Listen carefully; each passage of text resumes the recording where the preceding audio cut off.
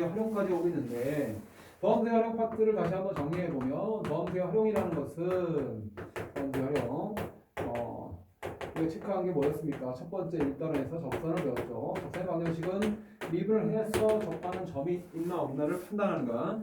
접선이란 접점이 존재하는 선이기 때문에 접점이 굉장히 중요하죠. 점들이 모여서 뭐가 나와? 선이 되어 있나라는 걸 표현하기 때문에 우리는 접선의 방정식을 체크할 거야. 그래서 우리가 얘기하는 건 접선 파트는 한번 총정리한 거예요. 접점이 존재하는지 체크하시고 접점이 존재한다면 그 접점이 주어졌을 때 그때의 그 점에서의 미분 계수가 기울여야 된다.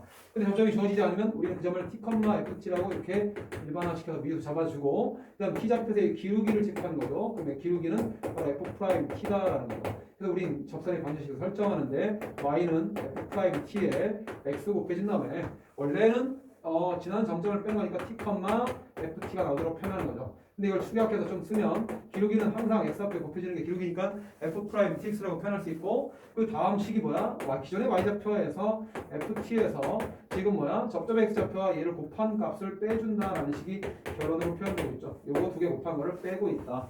그러니까 이게 바로 Y좌표니까 Y좌표 구하는 식도 머릿속에 담아놓으면 좋겠다. 근데 많은 억지로 열려고 하지 마시고 자연적인 습득이 가장 좋다라는 걸 잊지 마십시오. 자, 그래서 접선했고 그 다음 이제 그래프 개형 이제 들어간 내용이 뭐였어? 증가감도 증감을 따졌죠. 증가와 감소를 따졌고 그 다음에 배운 게 이제 극대와 극소를 따졌고 그 다음에 이제 수투와는 다르게 수투와 동동 내용이 되고 이제 곡선의 요철이 바뀌는 거 오목볼록성이 바뀌는 것을 우리는 굴절이 바뀌는 바로 변곡점이라고 했죠. 인플렉션 포인트라고 했습니다. 그래서 변곡점이 있는지 없는지를 체크하는 게 이제 미적분에서 들어와서 아래로 블록인지 위로 블록인지를 판단하는 내용이 됐죠. 그래서 가장 대표적인 게 이기도 함수가 양수가 나오면 그 함수는 오케이 이렇게 양수라는 개념이니까 여러분의 성적은 상승한다. 우측으로 이렇게 상승한다라고 잡아주시면 아래로 블록이다 이야. 이기도 함수가 0보다 크면 우측 상승. 그래서 아래로 블록이 표현된다라는 거 얘기했습니다. 그래서 fx가 뭐야? 얘는 아래로 블록이다 라고 얘기했던 것 때문에 지난 편 강의에서 쭉 정리 한번 해드렸죠. 변곡점에 그 다음에 이기도 함수의 부호와 관련된 함수 부등식 표현이 있으니까 함수를 볼로 표현된 부등식에서 변곡점이 바로 아래로 블록이 되는지 위로 블록이 되는지 곡선이 변하는지 안 변하는지 볼록성, 오목성 판단할 때 쓰는 거니까 여기 내용들 다시 한번 강의를 돌려보시기 바랍니다. 그 다음에 지금 방금 했던 대로 극대와 극소를 체크하는 것은 오케이. 얘는 뭐라고? 일계도 함수의 부호 체크해야 돼서 얘는 부호를 따지는 거고요. 그 다음에 변곡점이라는 건 바로 지금 이계도 함수가 0보다 크면 아래로 블록, 이계도 함수가 0보다 작으면 오케이 위로 블록이 된다라고 얘기했던 그런 내용들. F2'이 0보다 작으면 fx는 얘 작다니까 음수 쪽이죠. 방향성이 음방향으로 가서 위로 블록이 된다라고 이렇게 기억을 해주시면 되겠다. 이게 위번이다 라는 내용. 여기 중간에 F1' 바로 일계도 함수가 관계성을 따지는데 강의에 다 들어있죠. 변곡점을 배웠죠. 그 다음에 이제 요놈들 가지고 분명히 중간 부분에 들어왔던 게 이전에 목미분법, 그 다음에 역함수 미분법, 매개변수 미분법 이런 것들이 되죠. 합성함수 미분법을 시작으로 필두로 해서. 그래서 여러분이 이제 들어가는 내용 세 번째가 뭡니까? 그러면 자 최대 최소, 그 다음에 방정식 부등식의 활용이 들어가겠죠. 방정식 부등식의 활용이 된다. 방부등식의 활용. 근데 선생님 이제 수업 시간에 활용이라고 표현되어 있죠. 근데 이런 것들이 전부 다 뭐하게 한 거라고? 더함수의 활용이라는 것은 결국은 그 그래프 x값이 변할 때 y값이 어떻게 변화되는지를 살펴보는 거니까 결국은 그 변화된 것들을 모았을 때 점들이 형성이 되면서 점이 모여서 선이 되거든. 그러니까 곡선이 이렇게 그려질 것이냐 아니면 증가하다가 변곡점을 가질 것이냐 또 그 다음에 점근선을 가질 것이냐라는 그런 내용들과 연결된다고. 그러니까 다양한 그래프가 현실 세계에서 벌어지니까 우린 결국은 그래프를 그려서 그 움직임이 어떻게 변하는지를 살펴보고자 하는데 이 활용편의 목적이 있다라고 했죠. 그래서 여러분이 증가함수, 도함수, 오케이. 증가는 항상 도함수가 0보다 크거나 같아야 돼. 증가함수면 F'X는 0보다 크거나 같다. F'X가 0보다 크면 그 함수는 증가함수가 된다. 본래 함수는. 그래서 이놈들은 바로 도함수의 부호와 관련된 내용이 되죠. 증가와 감소, 극대와 극소는 부호함수의 부호와 관련되고 변곡점은 이기도함수의 부호, 더블 프라임 이놈들의 부호와 관련이 된다라고 했습니다. 그거 왜 배워? 뭐 하려고? 최대 최소, 역시 마찬가지 방부등식 활용 전부 다 그래프를 그리려고 하는 그런 내용들과 연결이 됩니다. 그러니까 여러분이 주어진 범위 내에 닫힌 구간에서 얘 미분가는 함수가 주어져 있을 때 그때 최대값, 최소값을 찾아라 라고 하면 미분할 함수는 연속이니까 잘 연결시켜서 그래프 그릴 수 있는데 주어진 범위가 만약에 A부터 B까지다라고 이렇게 체크돼 있으면 얘는 극대가 지금 최대가 되겠죠. 그죠? 그러니까 그래프에서 우리가 체크해야 될 건 최대 최소라는 개념은 첫 번째 주간의 양끝값과 FA, FB 그리고 무슨 값? 극대값 또는 극소값 존재하면 살펴봐야 되겠죠. 이 중에서 뭐야? 제일 큰 거, 작은 거 따지면 된다는 그 수치의 내용을 그대로 가져오고 있다 이거야. 그래서 미적분에서도 마찬가지 그래프를 그려서 그 구간 내에서 제일 큰 거, 제일 작은 거 찾으면 되니까 최대 최소가 되고 그 최대 최소의 활용편은 지문형 문장제로 나올 테니까 그 지문형 문장제는 주어진 식이 없기 때문에 여러분이 오케이 식을 세워서 미분해서 그래프 그리고 그 중에서 제일 작은 거, 제일 큰 거 찾아내는 거니까 결국은 그래프를 그릴 줄 알면 풀고 그래프 그릴 줄 모르면 헤매일 수밖에 없다라는 거죠. 그래서 앞에 수옵션에 그래프 그리는 걸 연습을 충분히 하고 와야 된다고 했습니다. 그럼 방부등식의 활용도 마찬가지죠. 그러니까 방정식이라는 건 fx가 제로다라고 해석하면 역시 y는 fx의 그래프와 y는 제로하고 즉 x축이죠. x, y가 제로인 값을 모아놓은 거. 얘네들의 교점인 x좌표가 바로 방정식의 근이다라는 걸 얘기할 수 있다. 그래서 마찬가지 fx랑 gx랑 같다라고 표현하게 되면 얘도 이렇게 해석하는 거죠. y는 fx와 y는 gx의 그래프를 그려서 그 그래프 두 개의 교점의 x좌표가 방정식의 근이다 얘기야. 그러니까 근의 유무를 따지는데 근의 유무를 따지는 것이 바로 뭐냐 그러면 그래프의 교점 개수를 따지는 거라고. 그래프의 교점이 있는지 없는지 따지는 내용이 여기나 저기나 다양하게 적용된다. 단지 수투랑 다른 점은 뭐라고? 함수가 다르게 등장한다 라는 걸 기억하시고 푸시면 되죠. 그러니까 부등식의 활용도 마찬가지야. 모든 범위에 있는 실수 전체에 대해서 fx가 항상 0 이상이다 라고 하면 그래프가 아까처럼 이렇게 내려오는 형태가 나오면 안 돼. 얘는 그지? 그러니까 항상 0보다 크거나 같으려면 이런 식으로 변곡이 생기거나 뭐 극소가 가져도 항상 fx가 0보다 큰 쪽이 돼야 되니까 0보다 커야 된다는 말은 결국 그래프에서 제일 작은 게 누구냐? 최대값이나 그러니까 연결되죠. 최대값이나 최소값을 찾아서 최대값, 최소값을 여러분은 방정식, 부등식의 활용 중에서도 부등식 같은 경우는 최대값, 최소값 중에서 그놈이 0보다 최소값이 0보다 크거나 같으면 돼라고 표현하는 거죠. 그러니까 얘네들을 구할 줄 알아야 되니까 얘네들 구할 줄 알려면 그래프를 그릴 줄 알아야 돼라고 했지. 또 목적은 어디 있다? 그래프에 있다라는 거 얘기한다 이게. 그 다음에 제한된 범위 내에서 모든 x가 아니라 제한된 범위 x가 a보다 큰 범위만 그려라 이 얘기죠. x가 a보다 큰 범위에서 fx가 0보다 커야 돼 또는 크거나 같아야 돼 라고 얘기하면 크거나 같다 그러면 접해도 상관없거든요. 근데 크다 그러면 반드시 접하면 안 돼요 라는 걸 얘기하고 있죠. 그러니까 y는 fx가 y는 제로 즉 x축 위쪽에서 놀아야 돼 라는 걸 얘기하고 있는 내용이 되니까 다 그릴 필요 없이 x는 a보다 큰 범위에서만 살펴보면 된다. 그러니까 내가 그래프가 이렇게 나왔어서 상관이 없어요 라는 거지. 왜? x는 a라는 범위가 이쪽에 있으면 안 되지만 a보다 큰 범위는 이렇게 그래프가 나올 테니까 그럼 이렇게 나오면 안 되죠. 근데 a의 범위가 이렇게 제한되어 있을 때 x가 a보다 큰 쪽 그래프를 봤더니 이렇게 나온다. 그럼 결국 뭐야? fx가 0보다 크려면 요놈 무슨 값? 최소값이 0보다 커지면 돼 라는 거지. 맥시멈, 미니멈이라고 할게요. 그놈이 0보다 크면 돼. 결국 fx의 최소값을 찾는 문제가 된다는 거죠. 아시겠죠? 부등 방향은 뭐 최대값 최소값과 연결되니까 방부등식의 활용이나 부등식을 증명하라라고 표현돼서 fx가 뭐 gx보다 크다라고 표현되는 이런 부등식을 증명해라라는 것도 마찬가지 실수 전체 범위냐 아니면 제한된 범위냐에 따라서 실수 전체면 모든 범위 내에서 그래프가 표현돼야 되죠. 그러니까 fx가 gx보다 위에 있어야 돼라는 건데 우리가 여기서 표현할 때 이놈을 옆으로 이항시켜서 fx 빼기 gx가 항상 양수가 나온다는 말은 이놈이 어차피 또 다른 함수니까 hx라고 잡고 hx의 그래프를 그려서 전범위 0보다 커야 돼 최소값이 0보다 커야 돼 라고 답하는 그런 문제가 연관성이 된다 이게. 그 다음에 제한된 범위가 만약에 앞에 붙어버리면 x가 a보다 큰 범위니까 그 범위 내에서 역시 마찬가지로 이 그림이 y는 hx라고 하면 hx라는 함수는 바로 fx와 gx의 차를 나타내는 함수인데 그게 0보다 크다 그랬으니까 0보다 커지려면 최소값이 0보다 크다라고 연결되는 거죠. 다 배웠던 내용들이 된다. 그러니까 방정식 부등식의 활용과 최대 추정은 수트에서 배웠던 내용 그대로 적용되는데 단지 그래프를 그림에 있어서 뭐 그 그래프 그리려는 함수가 수트랑 다른 함수, 즉 다항함수가 아닌 지수함수, 요함수, 상가함수의 그래프를 그릴 줄 알아야 된다라는 그런 내용을 담고 있습니다. 그러니까 여러분이 기억을 해주셔야 되죠. 그래서 여기 나온 문제들은 직접 풀어보시고 질문을 받는 형태로 갈 텐데 지금 이제 페이지 몇 페이지? 145쪽에 간단한 문제 하나 풀어보겠습니다. 693번 발전 문제 되겠죠. 좀 어렵긴 한데 위의 개념이랑 한번 잠깐 비교해 볼까요? 개념 키 문제를 보시면 EX제곱이 이렇게 간단하게 KX 이게 주어져 있는데 얘네들이 서로 다른 실근 개수를 찾으래. 그러면 서로 다른 실근이 개수가 찾아라라고 물어보는 것은 방정식을 풀어서 X값을 찾으라는 얘기가 아니라 교점 개수가 몇 개냐라고 물어보는 거죠. 서로 다른 교점 개수가 몇 개나 나오느냐라는 걸 확인해라. 누구에 따라서? K의 범위에 따라서. 근데 여러분은 머릿속에 EX제곱의 그래프는 머릿속에 들어있죠. 이렇게. 그런 다음에 아까 이제 선생님이 기억하라고 했던 거 원점을 통과하는 선일 때 접할 때의 기울기는 K값이 몇일 때 2일 때라고 했죠. 그러니까 2일 때라는 걸 기억하시는 분은 2보다 크면 몇 개? 2점 만날 수밖에 없는 상태가 되죠. 2점 만난다.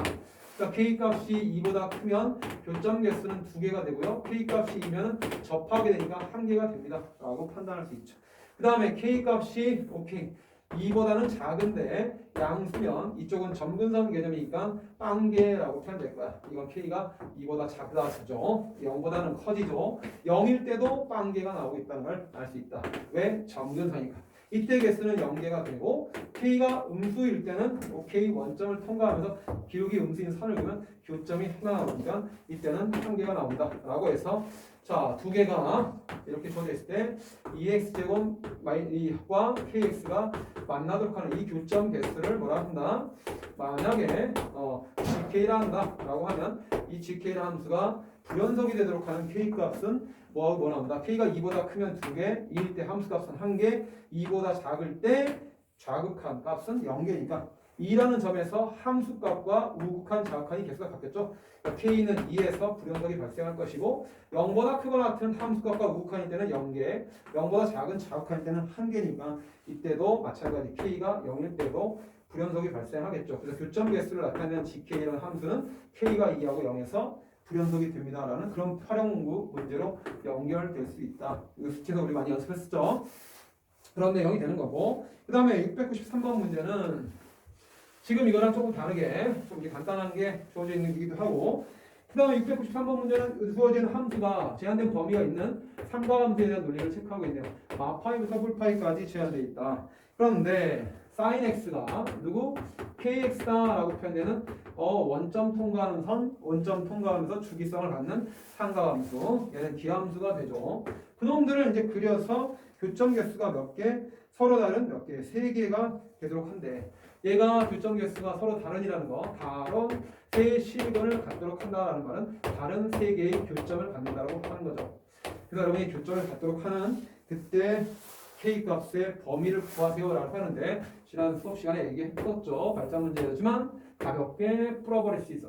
그러니까 이렇게 반복될 거야. 그럼 원점을 지나는 선에서 기울기 음수면 1개밖에 안 만나지 형태 지금 선생님 그린 그래프는. 근데 이쪽이랑 뭐해? 이렇게 접하게 되면 선생님 반대쪽 그래프는 안 그렸지만 접점이 하나 발생하죠. 1개. 그다음 원점에서 접하게 만나겠죠. 교점 2개. 그런데 사인 자체가 뭐야? 기함수니까 여기에 점이 존재하면 반대쪽에 이렇게 대칭인 형태니까 여기서도 교점이 존재할 수밖에 없는 거예요. 그러니까 이런 게 3개가 된다라는 거죠. 그 다음에 자, 원점을 지났을 때 형태를 보시면 얘도 똑같이 이렇게 다시 반복되는 주기함수가 나올 거야.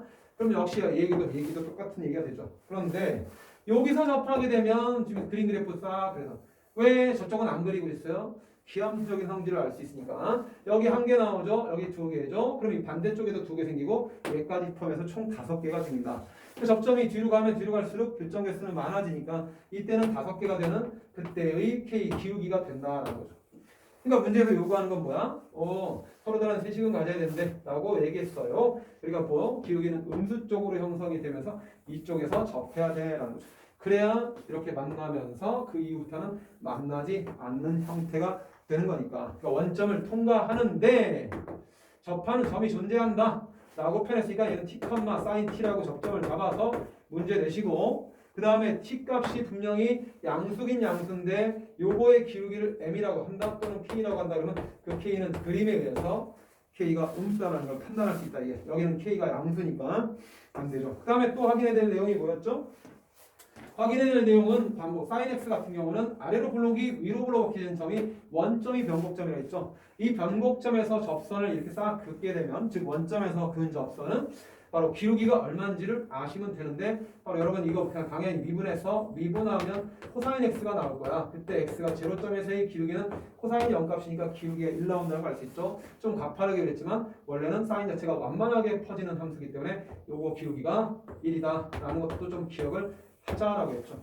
그러니까 뭐 기억하는 거야? 원점을 통과하는 초월함수하고의 관계에서 지수함수는 원점하고 통과할 때 기울기가 2여야 된다는 거죠. y는 2x. 그 다음에 로그 함수는 뭐야? 원점을 통과하는 접선을 쓱 걷을 때 기울기가 얘랑 y는 x 대칭이기 때문에 얘는 기울기가 2분의 1 쓰면 되고, 그 다음에 sin x는 원점을 통과하는 그 변곡점이 생길 텐데 sin x의 그래프에서 이 점에서의 기울기는 1이다라는 거 잊지 말자. 이게 어차피 머릿속에 조금 자꾸 그리다 보면 저장이 될 거라고 믿으니까 자주 그려보시면서 많은 문제 그래프를 습득하셔야 된다라는 거죠. 경험치가 쌓이면 쌓인 만큼 그래프 그리는 속도가 빨라질 것이고, 그래프 그리는 속도가 빨라지면 즉 문제 푸는 속도가 빨라진다는 거니까 우리가 미적분은 그래프 그리는 걸 게을리하시면 안 된다 이게. 자, 그래서 어쨌거나 얘는 접점을 잡았죠. 그럼 t 좌표에서의 기울기가 f 프라임 t가 될 것이고 걔는 코사인 t가 됩니다 이게야. 그래서 여러분이 여기서 뭐 하면 돼요? y는 기울기 잡아주시고 코사인 tx. 그런 다음에 뭐 했죠? 아까 y좌표, 기존의 y좌표에서 sin t에서 얘네들 곱한 걸 뺀다고 했습니다. 빼기 t, 코사인 t다라는 거죠. 한 줄 생략했다. 원래 식은 이거다. 코사인 t가 기울기고 x-t 정점에 플러스 sin t를 더해 준 거다. 이거 정리한 게 y 절편이다 라고 표현되는 그런 내용을 얘기하는 거예요. 알겠죠? 근데 여러분은 지금 보면 자, 얘가 서로 다른 수의식을 갖도록 하는 K값의 범위를 구하세요 라고 했습니다. 그러니까 지금 선생님이 얘기하는 것은 얘가 범위가 제한되어 있기 때문에 또 살펴봐야 될 내용이 되죠. 그러니까 이게 없었으면 여기는 5개가 되니까 그래프를 계속 그리게 되면 안 되는데, 제한된 범위가 어디부터? 마파이부터 뿔파이까지만 그린 거니까 이건 못 그려라는 거죠. 다. 그래서 항상 범위 내에서 그래프를 그려야 된다. 제한된 범위가 주어져 있으면 그 범위만 그려라 얘기야. 근데 사인은 0일 때 0이고 그 다음에 파일 때 0이죠. 그러니까 그래프를 다시 싹 살펴보시고 다른 내용들을 살펴보려겠죠. 변곡점에서 그 접선은 기울기가 1이다라는데요. 마파이부터 등호 안 들어가죠. 풀파이까지 그리니까 이렇게 대칭인 원점 대칭 함수가 그려질 수밖에 없다라는 거야. 그러니까 여기 뚫려 있다라는 거 주의하셔야 돼. 뚫려 있다는 거 주의하셔야 된다 이게. 그러면서 방금 했던 내용 여기서의 기울기는 얼마입니까? 그랬으니 y는 1x였습니다라는 거죠. 그러니까 그래프가 이렇게 쭉 나와서 체크가 되게 되면 하나, 둘, 세 개가 되니까 이 내용이었구나. K값의 범위는 1과 0 사이면 교점이 3개를 가질 수밖에 없다. 이게 0일 때는 여기가 뚫려 있으니까 1개죠 라고 답할 수 있다. 그러니까 K값의 범위가 이렇게 돼야지 3개가 되고, K값이 만약에 1이면 그때는 접하는 점이 하나밖에 없기 때문에 1개의 교점을 갖고, K값이 1보다 크다? 마찬가지 1개 같죠. 그 다음에 K값이 0일 때는 몇 개니? 그러면 0일 때도 1개 같죠? 0보다 작을 때도 몇 개 가져요? 1개 같죠? 라는 거지. 1개. 이렇게 표현됩니다. 그래서 여러분은 요게 세 가지 범위로 체크가 되죠. 그러니까 K값이 1보다 크면 1개, K값이 1과 0 사이면 3개, 그 다음에 K값이 0보다 작으면 1개. 만약에 교점 개수를 GK라고 했을 때 계속 따라오죠. GK가 교점 개수다. K값이 달라질 때 발생하는 GK라는 함수를 이렇게 K값에 따라서 1개, 3개, 1개라고 체크할 수 있기 때문에 우리는 1보다 큰 쪽에는 1개, 1보다 작은 쪽은 3개니까 K가 1일 때 불연속, K가 0일 때 불연속이다 하는 거. 불연속이 되도록 하는 K값의 개수는 2개다라고 그렇게 문제 또 억지로 만들어서 대응하셔야 된다 이게. 자, 그러니까 이런 내용들을 갖고 문제를 푸는 거를 얘기하는 거죠. 그래서 여러분이 그런 문제들을 많이 풀어보시면 됩니다. 자, 그 다음에 이제 696번이 발전 문제라고 되어 있지만 아까 얘기했던 대로 그냥 가볍게 딱 보자마자 알 수 있는 내용이 되죠.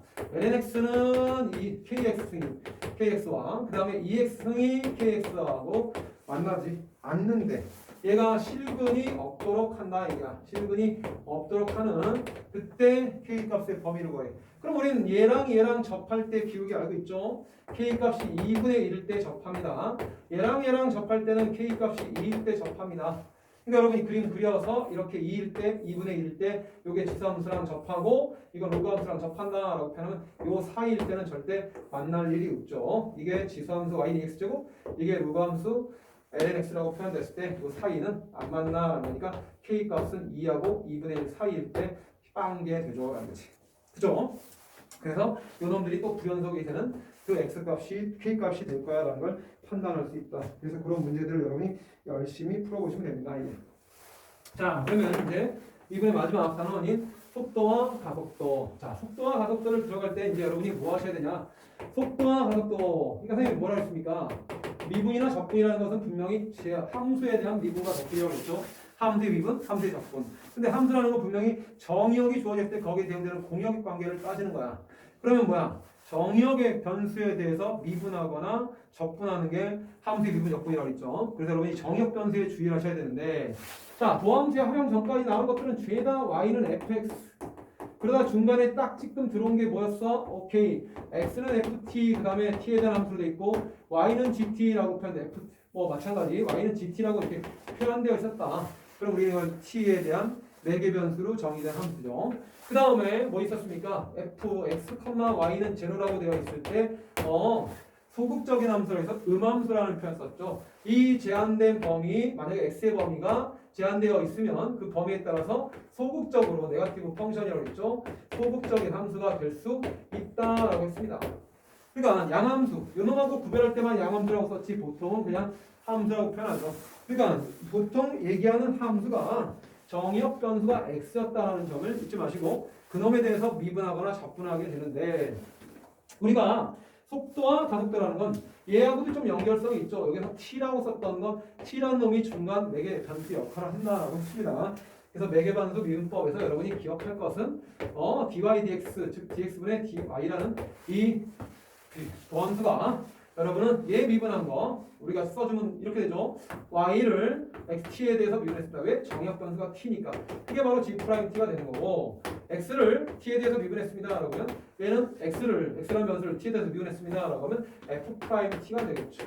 그래서 결국은 이렇게 어차피 증분꼴이니까 얘네들 tt, dt, t가 0에 가까워지지 0은 절대 아니라는 개념 때문에 이렇게 같은 식이기 때문에 앞으로 쳐주면 dx분의 dy가 f't분의 g't다 그래서 기울기적인 표현이 나오게 된다는 게 매개수 표현법이었죠.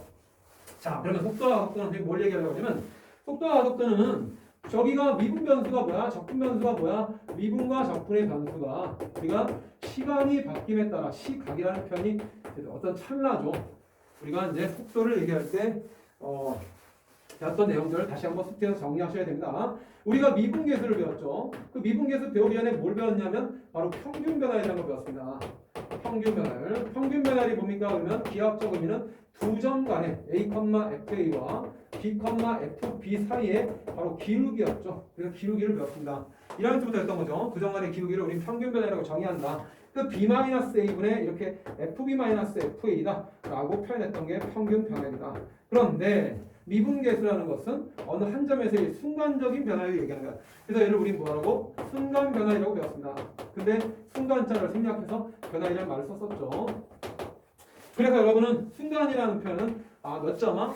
두 점을 한 점으로 만드는 거라 했죠, 선생님이. 그래서 0분의 0번이 뜰 수밖에 없으니까 요놈을 리미트 b라는 점이 a점에 점점점 접근성을 가진다면 걔는 b만 a에 바꿔져? 그러면 0. 이게 한 점화 되는 거죠.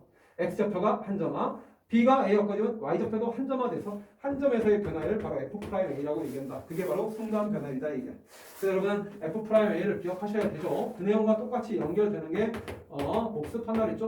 평균 속도와 그 다음에 역시 마찬가지 순간 속도라는 건데 순간이라는 말을 빼서 그냥 우리는 속도라는 표현을 쓰게 된다. 평균 속도가 뭐니까 그러면 여기서 변수는 시각에서 어떤 찰나를 얘기하는 거죠. 시간이라는 건 시각과 시간 각 사이를 얘기하는 사이간자를 써서 그래서 타임 t2가 t1과의 차이에서 시간차죠. 시간차분의 그때의 f라는 함수가 이제 중요한 게 뭐였어? 위치 함수라고. 그러니까 세상의 모든 존재하는 물체들은 어떤 움직임을 가지려고 하는 거야. 정지된 생명체가 없는 것들 말고는 생명체가 있는 것들은 이렇게 꾸물꾸물 움직이려고 하죠. 그럼 그때 움직임을 살펴봤을 때 걔네들이 지금 선생님 시간이 움직이고 있지만 위치가 바뀌고 있죠. 그래서 위치가 바뀌면서 당연히 뭐가 바뀌었어? 시간이 흘러가고 있다 얘기야. 시각이 흘러가고 있다. 그래서 얘네들이 뭡니까? 그러면 이걸 우리는 T1과 T2 사이에 바로 위치 차, 바로 시간 차분의 위치 차를 우리는 평균 속도라고 얘기했습니다. 그런데 그걸 한 찰나로 만들고 싶단 말이야. 한점화시키는 개념하고 똑같단 말이야. 그래서 리미트라고 표현해주면서 델타 t가 점점 이 시간 차가 0에 가까워질 때 델타 t분의 ft 위치 차가 표현되죠. 요놈들도 마찬가지. 요놈들을 우리는 바로 속도라고 얘기합니다. 벨로시티라고 표현해주는 그 속도. 그래서 첫 글자를 따서 우리는 v라고 얘기했던 거를 잊지 마셔야 된다. 그러니까 한 점화냐 두 점화냐의 개념이 그대로 순간자가 붙으면서 속도라는 개념이 되죠. 근데 속도는 여러분이 이제 벡터라는 개념과 연결시킵니다라는 거야.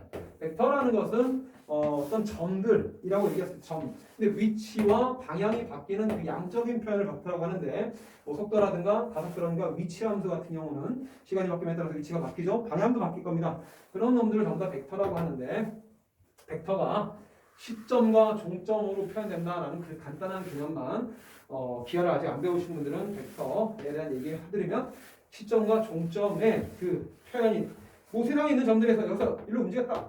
그럼 뭐야? 오케이 여기서 일로 변했다라는 거야. 그러니까 이 점을 시점으로 하고 이걸 종점으로 한다. 그러면 이 점의 위치는 이만큼 바뀌었다 얘기야. 근데 여러분이 수투에서 봤던 속도하고 잠깐 대비하기 위해서 선생님이 벡터를 말씀드린 건데 수직선 위에 움직이는 운동을 주로 했었죠. 수투는. 수직선 위의 운동을 주로 다뤘습니다. 그러니까 왼쪽 오른쪽으로 움직이는 놈에 대해서만 얘기한 거야. 그러니까 시간이 바뀜에 따라 위치가 바뀌는데 왼쪽 오른쪽으로 바뀌는 거에 대한 함수를 주로 다뤘다고. 그런데 꼭 세상에 움직이는 것들이 왼쪽 오른쪽 움직이는 거 없지. 이렇게 점프하면 위아래로도 움직일 수 있다 그 얘기야. 그래서 여러분은 이렇게 좌표 평면상에서 이 x축과 y축이 주어져 있을 때 점 하나가 찍히죠. 그 점을 x, y라고 표현할 수 있습니다 얘기야. 그러면 시간이 바뀜에 따라 x라는 그 변수가 지금 선생님이 그림 그리면 양의 방향으로 움직였죠. 그 다음에 y라는 변수도 양의 방향으로 움직였습니다. 근데 요게 한 찰나가 아니라 찰나를 주민에서 확대한 겁니다. 라고 살펴보면 여러분이 지금 이 점에서 이렇게 곡선으로 바뀌었다 라고 친다면 이 점의 변화된 비율을 알 수 있어. 그걸 우리 변화율이라고 한다 얘기야. 그때 시각이 바뀜에 따라 x좌표의 위치와 시각이 바뀜에 따라서 y좌표의 위치가 바뀌기 때문에 우리는 속도라는 함수를 정의하는데 속도가 뭡니까? 그러면 원래 벡터에서는 이렇게 화살표 방향으로 표현하게 되는데 이놈은 바로 x좌표의 뭐다? 변화율. 시각에 대한 변화율이죠. 그 다음에 y좌표의 변화율. 그놈을 바로 속도라고 정의합니다. 그러니까 시간의 변화율, 아까 얘기했던 요놈 개념은 수직선 위를 움직이기 때문에 시간의 변화에 대한 위치 함수가 이렇게 하나만 주어질 때 그때를 속도라고 이렇게 정의했었다 이 얘기야. 얘는 시간차분의 위치차를 한순간으로 만들어서 그때 변화를 찾는 게 수직선 위상의 변화율. 근데 2D로 넘어간 거죠. 이게 1D라고 하면 왼쪽 오른쪽 움직이는 동에서 2D는 오케이 왼쪽 오른쪽 상하 좌우로 움직이는 그런 2D가 만들어지죠. 여러분이 이제 이걸 확장시키면 3D가 나올 텐데 뭐 본 교과에서는 빠졌지만 공간상에서 이렇게 좌표가 찍혀서 점이야 찍히면 원점에 대해서 앞으로 튀어나오고 옆으로 가고 위로 가서 점 3개가 표현될 거야. 방향성을 갖는 놈. 그러면 그때 속도는 뭡니까? 그러면 오케이 x좌표의 시간에 대한 변화율, y좌표의 시간에 대한 변화율, z좌표의 시각에 대한 변화율을 체크할 수 있다. 그래서 속도를 정의할 수 있지만 본 교과에서는 해당되지 않는다. 여러분이 교재에 나와 있는 대로 잘 체크할 것은 속도의 정의가 나오게 된다 이게. 그러면 속도의 크기를 우리 뭐라고 하냐면 속력이라고 그러죠. 여기서도 속력을 얘기했습니다. 속력을 정의했었죠. 그죠? 그러니까 속력의 정의라는 게 뭐였습니까? 라는 속도의 크기다. 그래서 속도의 크기인데 얼마만큼 크기가 바뀌었느냐라는 거지. 이건 분명히 좀 전에 표현된 대로 dx, dt, x의 변화율. 그 다음에 dy, dt라고 표현했을 때 y의 변화율입니다. 라는 거죠. 이게 양수 나오면 위로 가는 거고 이게 음수 나오면 밑으로 가는 거죠. 방향성과 속도는 방향성과 관련된 거 있죠. dx, dt가 양수면 양의 방향으로 dx, dt가 음수면 음의 방향으로 움직일 거야 라는 거죠.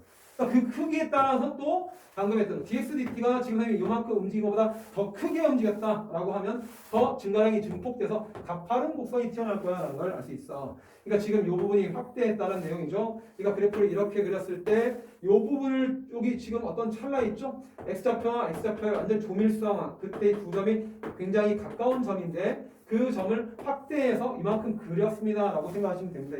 그래서 x값이 얼마만큼 커질 때 y값이 어떻게 달라지느냐? x값이 커질 때 y값이 얼마만큼 커지느냐에 따라서 이 곡선의 곡률이 달라진다 얘기야. 그것이 바로 x좌표의 속도, y좌표의 속도. 그래서 우리는 이렇게 정의가 되고 그 다음에 속력이라는 것은 바로 속도의 크기는 뭡니까? 그러면 얘기하는 게 뭐죠? 이 점에서 이 점으로 바뀌었다. 그럴 때 이 점 바뀐 것을 우리는 어떻게 정해요? 원점에서 이 좌표까지의 거리다라고 생각을 해서 속력이라는 것은 0,0과 이 좌표까지의 거리라는 개념으로 식을 표현하면서 뭐 해줘? 원점과 x끼리 뺀 거 제곱, y끼리 뺀 거 제곱 식을 그대로 표현해서 x좌표의 속도를 제곱한 값하고 y좌표의 속도를 이렇게 제곱한 값을 합쳐서 루트를 씌웠다라고 표현된 거다 이게. 그러니까 여러분 교재에서는 몇 페이지의 내용이 나옵니까? 라고 하는 건 바로 페이지 354쪽에 나와 있으니까 이게 지금 수직선이 1차원이면 이번엔 평면으로 와서 내용이 적용되는 거고 아까 얘기했던 대로 공간으로 확장할 수도 있다. 이건 우리가 현재 살고 있는 현실계에서 3D적 표현이 된다라고 얘기했던 거죠. 그러면 자 똑같은 내용이 되죠. 속도를 한 번 더 미분하면 뭡니까? 라고 했을 때 우리는 요거를 속도를 시각에 대한 변화를 따질 때 이거를 우린 가속도라고 했죠. 엑셀레이터라고 표현되어 있는 그 첫 글자를 따서 표현했다. 그럼 똑같습니다. 좌표 성분이 하나 더 늘어났죠.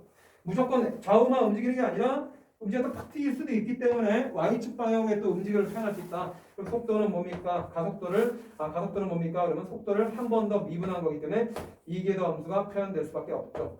그래서 이 두 번 미분한 형태의 식을 우리는 이렇게 표현하면 그게 가속도다라고 표현해 준다. 이게. 그러면 가속도의 크기를 가속력이라고 하는데 가속도의 크기는 방금 했던 대로 그 원점과의 거리를 이렇게 표현해 준다라는 거. 밑에가 좀 칸이 모자라서 이렇게 밀려서 쓰고 있는데 여러분이 내용만 잘 받아 먹으시길 바랍니다라는 거죠. 알겠죠? 그래서 이 점의 그 속력이라는 것은 점이 위치가 여기서 그만큼 바뀌었음에도 불구하고 여기까지의 그 거리적인 개념으로 우리는 속력을 얘기한다라고 정의한다 이야. 여러분이 나와 있는 대로 잘 기억하셔야 될 내용이 됩니다. 그래서 페이지에 뭐 여러 가지 문제가 나왔으니까 여러분이 풀어보시면서 직선으로 움직이는 운동인지 그 다음에 뭐 평면에서 움직이는 그런 내용이 되는지를 문제 정의대로 단지 좌표가 하나 더 늘어났을 뿐이다. 방향성 정하는 그런 문제에서. 그러니까 문제에서 얘기하는 건 뭐야? 여기서 다루던 함수가 위치 함수가 얘는 당연히 뭐 다항함수식 표현이 나올 거야. xt라는 함수가 뭐야? 이렇게 t제 c3제곱 마이너스 3t제곱 플러스 1이다라고 하는 3차적인 변화를 갖고 있는 그 위치 함수죠. 그 위치 함수를 시각에 대해서 미분하면 x't가 뭡니까? 그러면 3t제곱 마이너스 2t다라고 표현해서 이게 바로 속도다라고 표현했던 거. 그게 수투에서 배웠던 내용이죠. 그럼 이제 뭐야? 지금 선생님이 얘기하고자 하는 내용은 여기서 미적분에서의 속도 가속도 파트는 다항함수에 국한하지 않고 지수함수, 요구함수, 상가함수까지 끌어들이면서 그 변화를 살펴보고자 한다라는 거죠. 근데 뭐 함수가 이렇게 나오게 된다 이게. 그래서 여러분이 705번 문제 풀어보게 되면 705번 문제는 좌표평면이 움직인다. 당연히 방향성이 좌표평면 위에 x축과 y축 선상에 접히는데 그 점의 위치가 x, y가 점인데 그 점 P가 시각 T에서의 위치가 이런 문구를 자꾸 읽으셔야 해요. 어떤 한 찰나에서의 뭐라고? 위치가 라고 정의되어 있습니다.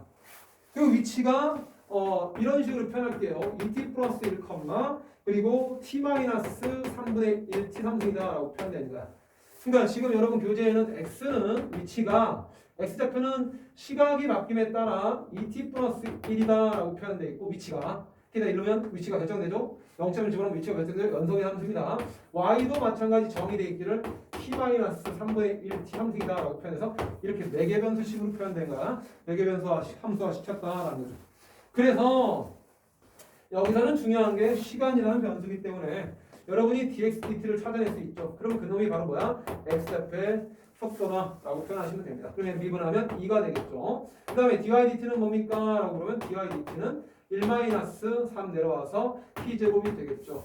그러니까 매개변수로 표현된 함수, 그 함수에서 미분법은, 매개변수를 이용한 미분법은 dydt를, didx를 찾는 게 주목적이기 때문에 dy가 여기죠. 1-t제곱. 1-t제곱 위에 써주고 분모의 dx에 해당되는 증분을 표현하면 된다. 이거는 매개변수 미분법에서 표현하는 거고, 우리가 지금 속도 편에서 볼 거는 뭐야? 자, 속도가 뭡니까? 라고 하면 자신있게 2,1-t제곱이다 라고 해서 x의 변화를 y의 변화를 따로따로 써준다 얘기야. 근데 문제의 최종적인 질문은 뭡니까? 속도의 크기가 몇일 때? 속도의 크기가 2래요. 그러니까 속도의 크기라는 말을 밑줄 쳐놓으시면 아, 속도의 크기가 바로 속력이죠. 심력자 써서 그게 2다 얘기야. 그러면 속력을 구하는 식에다가 우리가 그 놈을 표현해 놓고 방정식을 풀어내면 되겠죠. 그래서 속력의 크기는 뭡니까? 속도의 크기 속력은 루트 원점과의 거리식으로 표현하시면 1-t제곱에 뺄 게 없으니까 제곱해서 더한다 루트 씌운다 이게. 이게 얼마 돼야 돼? 2 된다. 그럼 여러분은 양변을 제곱하고 이거 4 된다. 4는 4랑 같으니까 지워진다. 얘는 0이다. 따라서 t각은 양수만 나오니까 t는 몇이다? 1이다 라고 표현할 수 있죠. 알겠죠? 그래서 t는 뿔마이라고 마이너스를 챙기시면 절대 안 됩니다. t시각 양수적인 개념에서 t는 1이다라는 게 되겠죠. 그래서 문제가 질문하는 게 시각이 1일 때, 이때 이 찰나에서의 가속도의 크기를 찾으래. 그러면 가속도라는 것은 이걸 한 번 더 미분 때리면 되니까 0,에 미분하시면 마이너스 2t라고 바로 쓸 수 있겠죠. 0,에 마이너스 2t에서 가속력이라는 것은 가속도의 크기는 뭐야? 라고 했을 때 루트 0제곱 더하기 마이너스 2t니까 4t제곱이라고 표현하면 되는데 t가 몇일 때 가속도를 구하래? 1일 때라 했으니까 1르면 얘는 루트 4가 나오죠. 정답 2다라고 체크할 수 있다 이게. 정답은 2번이 된다. 별 내용 없죠. 그래서 그런 문제들을 여러분이 직접 풀어보시고 실전형 문제 다시 만나서 선생님이 풀어주면 현장에서 다시 오답 정리하고 해결하는 거. 중요한 건 어디에 있다? 이 활용편에서 그래프를 못 그리면 무조건 답이 없다라는 거. 그래프 그리는 연습을 충분히 하시기 바랍니다. 수고하셨습니다.